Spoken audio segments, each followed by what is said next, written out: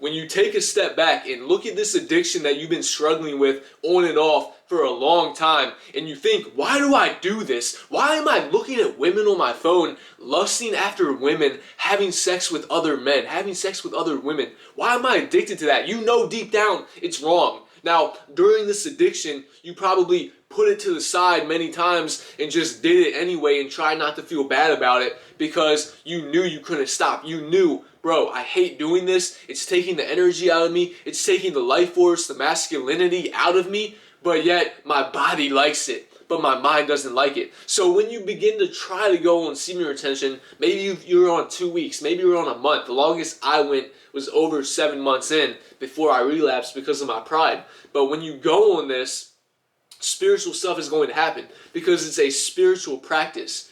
It's not normal for men to be sitting on a toilet or hunkered away in their bedroom with the shades drawn, playing with themselves, looking at women they don't even know and they'll never know. That's not normal. It's spiritual. It's a demonic attack. It's a demonic stronghold. You've got demons in you.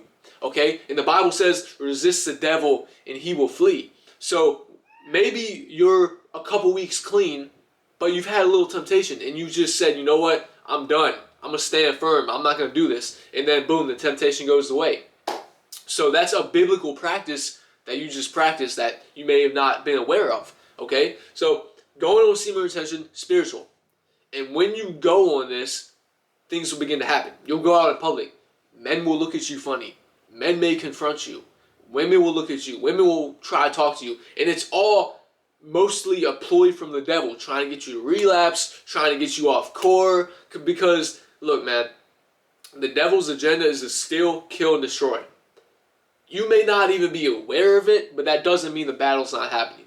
You may not even believe in God, you may not even believe in the devil, but that does not mean that it's not happening. Okay, you can tell me the war in Ukraine is going on. I could say, man, I don't believe that. I haven't seen that.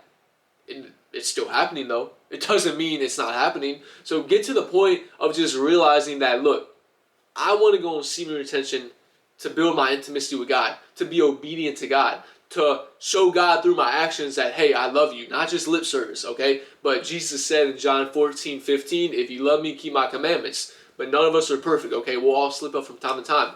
It doesn't have to be in semen retention, though. I'm not saying that you can't beat this addiction forever. No, you can. With the help of God, you can. But for me, when I was over 7 months clean, I got prideful. I had an ego. I thought I was that guy. I thought I was above people. I was judgmental. I looked down on people, okay? And as soon as that started to happen, God took his strength out of me. I felt tempted for about 2.5 weeks, relapsed. And at this point, man, up until 6.5 months of being clean, I felt fantastic. I was happy. I felt like myself. I was confident. I had no shyness in me. I was who I was. And then I got prideful. And I believe God was long-suffering. I believe God was like, all right, let me just wait it out. Let's see what happens.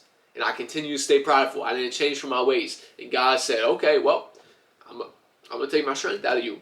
And I relapsed. And it taught me a lesson. It humbled me. It brought me close to God. It made me seek God even more. And now, after like 2 months, bro, I'm still struggling to get back up. That's what this has had on me.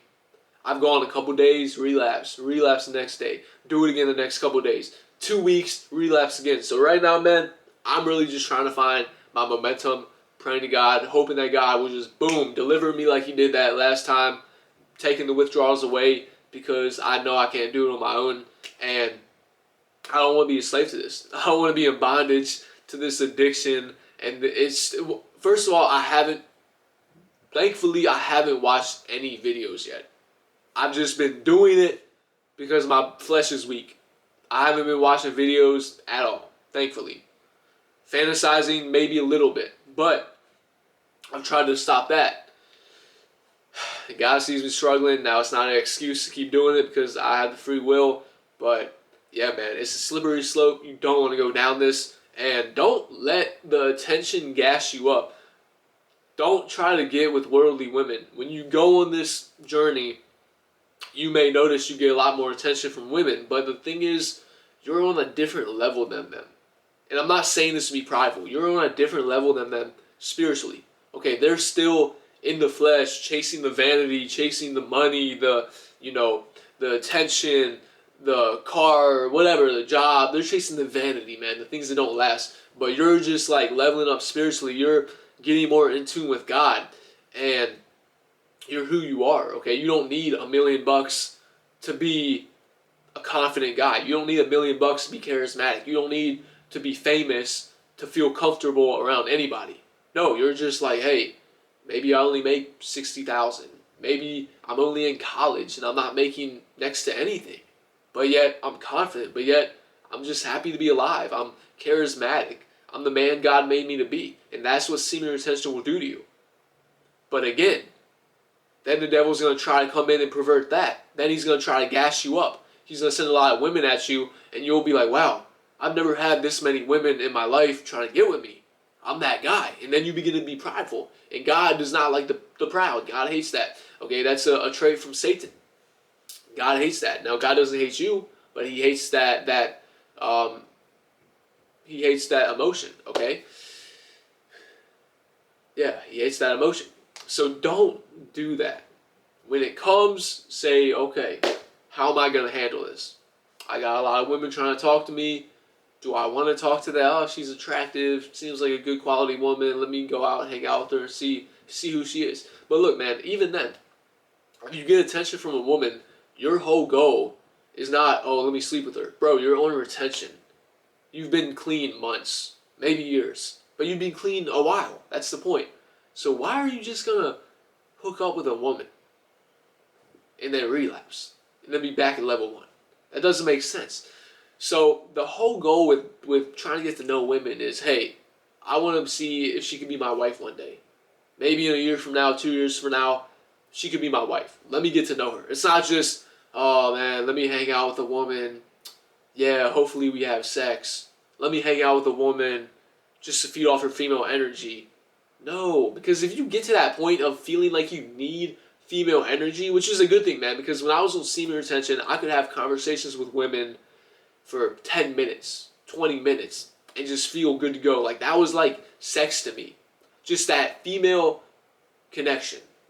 Having a conversation with a woman. Looking her in the eyes, man. Beautiful woman. You know what I'm saying? That felt good to me. But you can get addicted to that too. That can become your new source of dopamine because you cut off dopamine from playing with yourself. So don't get to that point of like, all right, I'm not going to have sex with her. Maybe she could be maybe, like, I'm not really sure about settling down with a woman in a year, 2 years from now, but, like, she's attractive. It would be fun to hang out with somebody of the opposite sex, you know, feed off her energy. No, because then you'll become dependent. Then it'll be like, all right, we hung out a couple times. I'm missing her. Let me get that let me get that female energy. Hit her up, hang out, and then you become addicted to that, and that could even lead to you having sex. Because now you're reliant on this female energy. And because woman is the weaker vessel, you know, woman got tempted by the devil, not man. If you all get to that point, she's coming on to you, and you thinking with the you know what, not thinking with this. And she's the weaker vessel, she's just trying to you know, follow the man, follow the leader. Then y'all could fall into fornication. And then it's like, wow, I sinned against God. I made a soul tie. Possibly got some demons in me now. Because she may not be born again. She may have not gotten deliverance. And I relapsed. Dude, you see what I'm saying? Like, if a woman's not my wife, I'm not going to have sex with you. Point blank, period, man. There's too many spiritual laws to that.